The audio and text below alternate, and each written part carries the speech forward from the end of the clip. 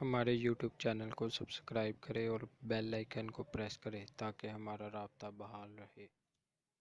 بہرحال یہ جان لیجئے کہ نظام خلافت میں بالکل نیا بندوبست اراضی ہوگا، اور وہ اس اصول پر ہوگا یہاں کوئی زمین ملکیتی نہیں ہے، سب مسلمانوں کی اجتماعی ملکیت، مسلمانوں کو دو، مسلمانوں کی بہبود اور پوری ملک اور ملت کی بہبود کے لیے وہ زمینیں خرچ کی، اس کی آمدنی خرچ ہوگی۔ باقی چند چیزیں جو ہیں اس کو مجھے بیان کرنے کی ضرورت نہیں، یہی موٹے اصول تھے۔ باقی یہ کہ شراب اور جمی مسکرات جو ہیں ان سب پر مکمل پابندی، اس پر شدید ترین تعزیرات ہو سکتی ہیں۔ ایرانیوں نے کر کے دکھا دیا اپنے ملک کو پاک، تو آخر ہم بھی تو کر سکتے ہیں۔ نظام خلافت آئے گا تو ان پر چوٹ پڑے گی۔ اسی طرح ستر اور حجاب، اس کی پابندی، جیسے کہ اسلام میں نظام خلافت میں قومیت جو ہے مخلوط نہیں ہے، غیر مسلم اور مسلمان مل کر ایک قوم نہیں بن سکتے، اسی طرح مسلمان معاشرہ وہ مخلوط معاشرہ نہیں ہے، عورت کا دائرہ کار اور ہے، مرد کا دائرہ کار اور ہے۔ اللہ نے عورت کو کوئی اور صلاحیتیں دی ہیں، مرد کو کچھ اور صلاحیتیں دی ہیں۔ ان کے لیے صحیح ان کی جسمانی ساخت، ان کی نفسیاتی ساخت، اس کے اعتبار سے دائرہ کار معین کر دیے گئے۔ ہاں اگر قومی سطح پر آپ کو ضرورت محسوس ہو یا انفرادی سطح پر کوئی خاتون ہے، بیوہ ہو گئی ہے، اول تو یہ کہ اس کی کفالت جو ہے اسلامی ریاست میں تو بیت المال کے ذمے ہے، لیکن اگر وہ کام کرنا چاہتی ہے تو کوئی حرام نہیں ہے، گھر پر بیٹھ کر کام کرے۔ اسی طریقے سے کاٹیج انڈسٹری کا اہتمام کریں، آپ سرکاری سطح پر اہتمام کریں۔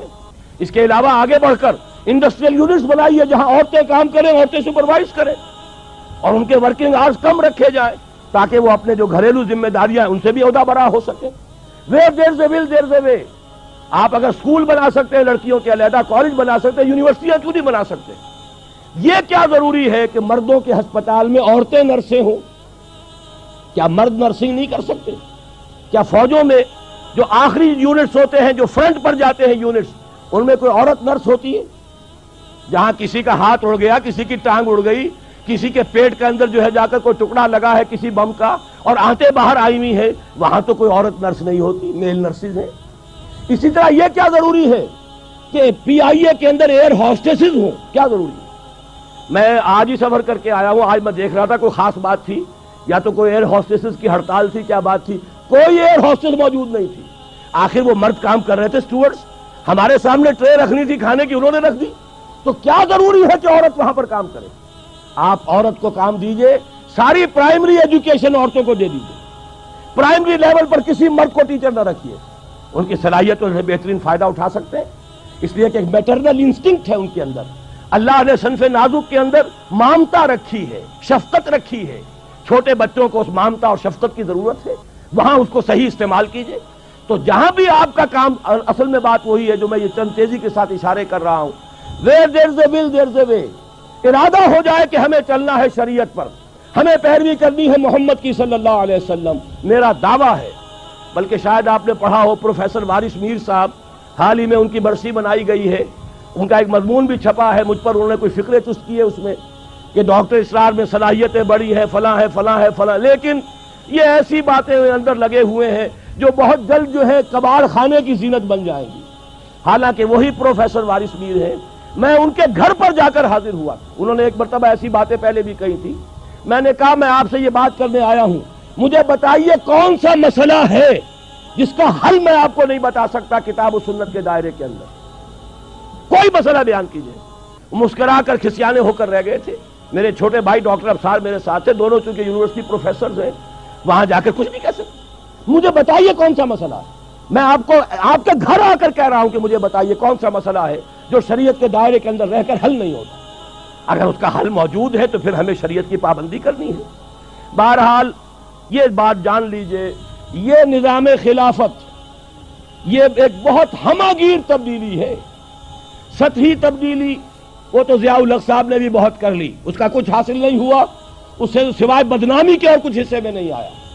ٹوٹل چینج، اب میں بتانا چاہتا ہوں توکل صاحب کو، یہ ٹوٹل چینج الیکشن سے نہ آج تک دنیا میں آیا ہے، نہ آ سکتا ہے، ناممکن، ٹوٹل چینج نہیں آ سکتا۔ الیکشن سے ٹھیک ہے بحران رفع ہو جائے گا، جو بھی اس وقت ہمارے یہ کرائسس تھا وہ ختم ہو جائے گا، میں ویلکم کر رہا ہوں، میں نے ہمیشہ تائید کی ہے 1980 سے لے کر آج تک میں ریکارڈ پر ہوں کہ میں نے کہا الیکشن ہونے چاہیے.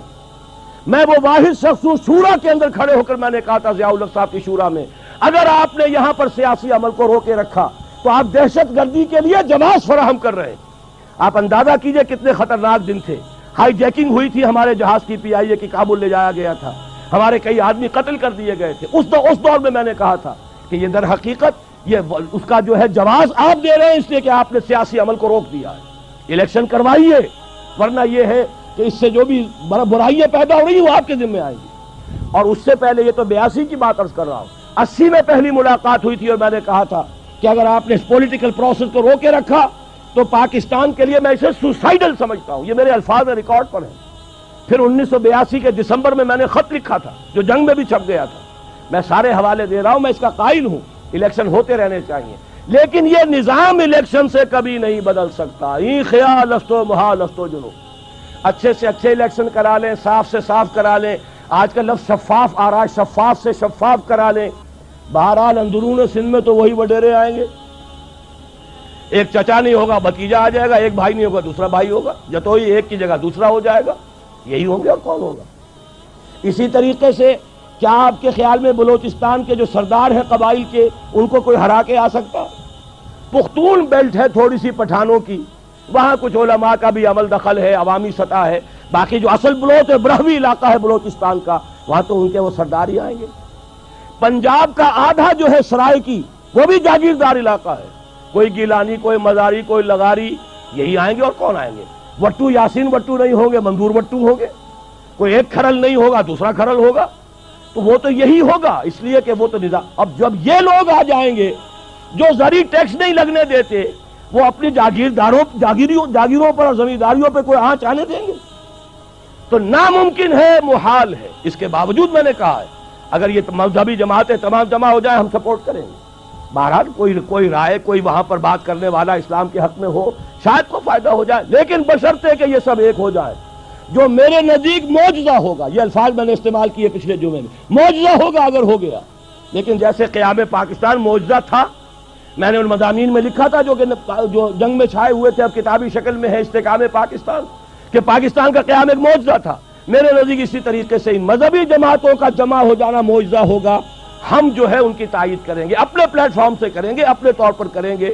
ہم کسی کے سائڈز نہیں لینا چاہتے، لیکن ان کی تائید کریں گے. لیکن اس سے اسلام نہیں آ سکتا. اسلام آئے گا اسی طریقے سے، لا یصلح آخر هذه الامہ الا بما صلح به اولها. اور یہ حضرت ابو بکر کی ایک تقریر کا جملہ ہے، جیسے حضرت عمر کی ایک تقریر کا میں نے جملہ سنایا آپ کو. من بایا خلیفتا عن غیر مشورۃ المسلمین فلا بیعت له. مسلمانوں کے مشورے کے بغیر اگر کسی کی خلافت کا جو بیعت کی گئی وہ بیعت صحیح نہیں ہوگی. اسی طرح حضرت ابو بکر کا قول سنا رہا ہوں. حضرت عمر کو جب انہوں نے مسلمانوں کے مشورے سے اپنا جانشین بنایا تو خطبہ دیا. اس خطبے میں آپ نے فرمایا ان ھذا الامر، مسلمانوں یہ جو ہمارا معاملہ ہے دین کا اور خلافت کا، لا یصلح آخرہ الا بما صلح به اولہ، اس کے آخری حصے کی اصلاح نہیں ہوگی مگر صرف اس طریقے سے جس سے پہلے حصے کی اصلاح ہوئی.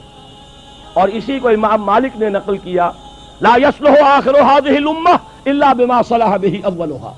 وہی بات میں کہہ رہا ہوں، حضور نے کیسے کیا ہم کیسے کریں گے. دیکھیے حضور نے پہلے کام کیا کیا، ایمان کی دعوت بذریعہ قرآن. پہلا کام یہی تھا، دعوت ایمان بذریعہ قرآن. آج ہمیں دعوت تجدید ایمان کرنی ہے بذریعہ قرآن. تجدید ایمان، اس لیے کہ ہم ویسے تو مسلمان ہیں، لیکن جیسے کچھ مسلمان ہیں وہ مجھے بھی معلوم، آپ کو بھی معلوم. ایمان کہنے کو ہے، عقیدہ ہے، کتنا کچھ یقین حاصل ہے وہ آپ کو بھی معلوم، مجھے بھی معلوم. لہذا اصل ضرورت ہے تجدید ایمان. اور تجدید ایمان بھی وہ جنس نہیں ایمان جسے لے آئیں دکانیں فلسفہ سے، ڈھونڈے سے ملے گی عاقل کو یہ قرآن کے سی پاروں میں. تو جو آپ فرما رہے تھے توکل صاحب کہ میں 25-30 برس سے لگا ہوا ہوں، تو واقعہ یہ ہے اس کا اکثر و بیشتر میرا حصہ قرآن کے پڑھنے پڑھانے میں گزرا ہے. ہماری تراویح 6-6 گھنٹے رات چلتی ہے دورہ ترجمہ قرآن کے لیے. ہماری قرآن کانفرنسیں ہیں، قرآنی انجمنیں ہیں، انجمن خدام القرآن، قرآن اکیڈمیز ہیں، قرآن کالج ہے، قرآن تربیت گاہیں ہیں، درس قرآن کے کیسٹس ہیں، آڈیو ہیں، ویڈیو ہیں. میری زندگی کا بیشتر حصہ شادم از زندگی خیش کے کارے کردم، بہت مطمئن ہوں میں، میرے پاس کوئی جائیداد نہیں۔ ابھی میں ویزا لینے گیا تھا تو وہاں پر جو خاتون تھی ایک کینیڈا کی، انہوں نے پوچھا آپ کی آمدنی، میں نے کہا آئی ارن نتھنگ، حیران ہوئی۔ میں نے کہا اور بات سن لو، آئی اون نتھنگ، میری کوئی جائیداد نہیں، میری کوئی آمدنی نہیں۔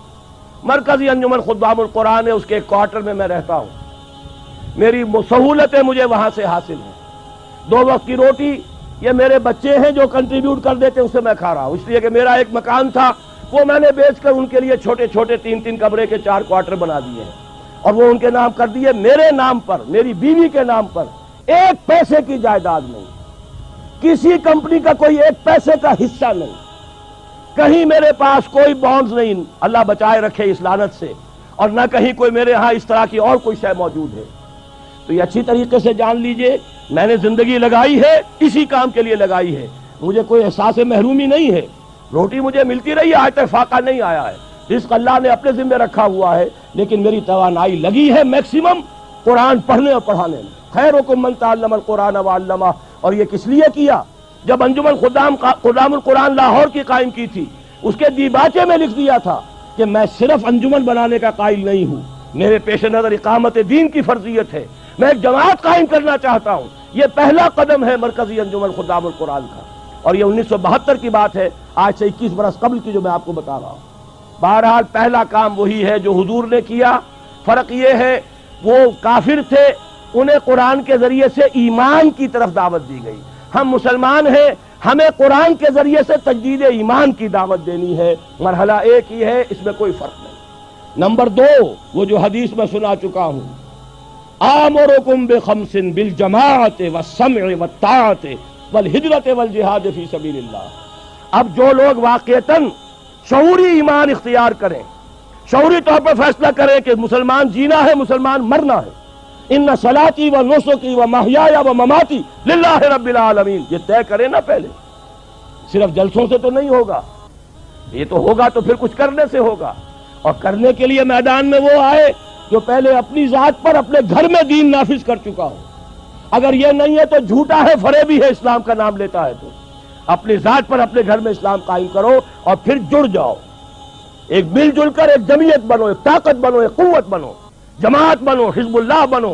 آمرکم بخمس، میں تمہیں 5 باتوں کا حکم دے کر جا رہا ہوں، جماعت کی شکل میں رہو، جماعت بھی ڈھیلی ڈھالی نہیں، بالجماعت والسمع والطاعت، سنو اور اطاعت کرو، لسن اینڈ اوبے، ایسی منظم جماعت۔ یہ منظم جماعت کیا کرے گی؟ ہجرت اور جہاد۔ ہجرت کے بارے میں پوچھا گیا، ای الہجرت افضل یا رسول اللہ، اے اللہ کے رسول یہ بتائیے سب سے افضل ہجرت کون سی ہے؟